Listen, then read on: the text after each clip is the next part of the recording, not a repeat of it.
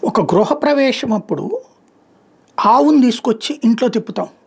ఆ లోపలది ఏది ఆవు పంచకం అంటే ఆవు టాయిలెట్‌ని అట్లాగే ఆవు పేడ అక్కడ వేస్తే ఆ ఇంటికి శుభసూచకం అంటాం. అది సెంటిమెంట్. సరే నాస్తికుడికి నచ్చకపోవచ్చు, హేతువాదికి నచ్చకపోవచ్చు. But sentiment. నువ్వు ఎంత పూజ చేసినా అది లేకపోతే ఏదో అసంతృప్తి ఉంటుంది. అదే సందర్భంలో ఇట్లాంటి సెంటిమెంట్సే హిందువుల యొక్క లైఫ్. నరేంద్ర మోడీ అట్లాంటి సెంటిమెంట్స్‌కి బాగా విలువిస్తారు.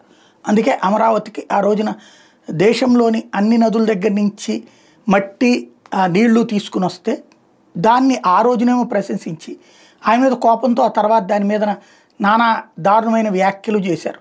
మట్టి పడేశారు, లేకపోతే నీళ్లు పోశారు అన్నటువంటి. బట్ అదే అమరావతిని అదే కేంద్రం ఇవాళ రోజున ఒక రూపం తెచ్చిపెడుతోంది. ఇదంతా ఎందుకు చెప్పాల్సి వస్తుందంటే ఇప్పుడు గంగా నది నీళ్లు, కాశీలోని గంగా నది నీళ్ళని ఏదైతే చోళ రాజులకు సంబంధించి తమిళనాడులో నుంచి గంగైకొండ చోళాపురం టెంపుల్కి తీసుకుని వెళ్ళారు స్వయంగా నరేంద్ర మోడీ.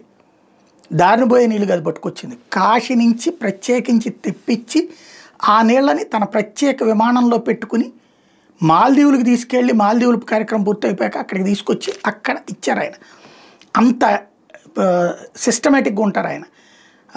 దాదాపుగా 1000 ఏళ్ల చోళరాజులకు సంబంధించినటువంటి రాజరాజేంద్ర నరేంద్రుడు లెగసీకి సంబంధించినటువంటి నేపథ్యాన్ని దృష్టిలో పెట్టుకుని అక్కడ ఆలయంలో ఆ నీళ్లతో పూజ చేయించారు, అక్కడ అభిషేకం చేయించడం అన్నటువంటిది మోడీ సంప్రదాయాలకు ఇచ్చేటటువంటి విలువ.